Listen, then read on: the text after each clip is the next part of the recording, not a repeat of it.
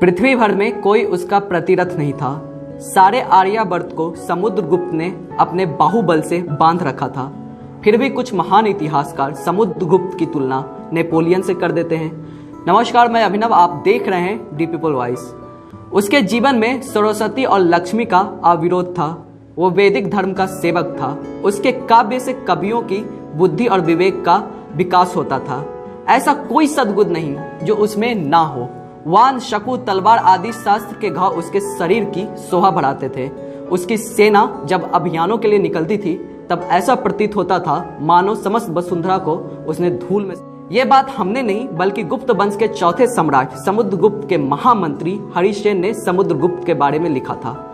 समुद्रगुप्त के शासन को भारत का स्वर्णिम युग भी कहा जाता है, क्योंकि उस समय पूरे भारत में कला, संस्कृति, शिक्षा, व्यापार, समृद्धि अपने उच्च शिखर पे थी।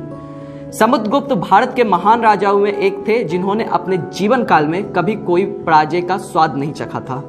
उन्होंने अपने पड़ोस के 3 राजा अहिच्छत्र से अच्युत नागा, पद्मावत से नागासेन और मथुरा से गणपति नागा को आर्यवर्त युद्ध में हराकर विजय रथ की शुरुआत की। साथ ही साथ दक्षिणा पंथ के 12 युद्ध में दक्षिण के 12 राज्यों को समुद्रगुप्त ने युद्ध के मैदान में हराया और उदारता दिखाते हुए उन सभी दक्षिण के राजाओं को राज्य सौंप दिया।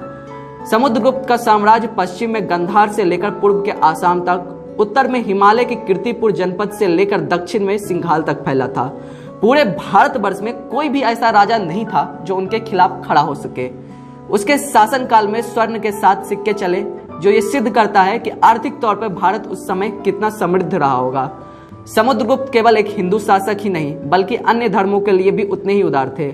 उनकी इतनी बड़ी उपलब्धि को देखते हुए यूरोप के एक महान इतिहासकार B.S. स्मिथ ने उनकी तुलना नेपोलियन से कर दी, पर वे शायद बताना भूल गए कि नेपोलियन कई बार युद्ध में हार भी चुका था। प्रशासनिक और सैन्य स्तर में कमजोर होने के कारण उसने अपने राज्यों को भी गंवाया। नेपोलियन ने जिस क्षेत्र में विजय प्राप्त किया वहां के अधिकांश क्षेत्रों की जनता ने उसे नकार दिया।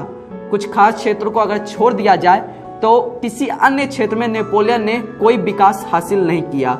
उल्टा रूस और स्पेन से युद्ध करना उसको भारी पड़ा। जीवन के अंतिम दिन में वो कैदी के रूप में।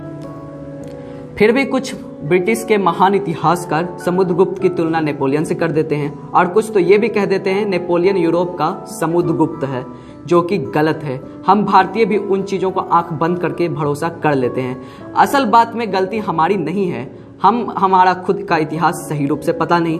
हम विदेशों की लिखी किताबों पर ज़्यादा विश्वास कर लेते हैं, जिस कारण हमारा खुद का इतिहास हमसे वंचित रह जाता है। अन्य खबरों के लिए देखते रहें दी पीपल वॉइस।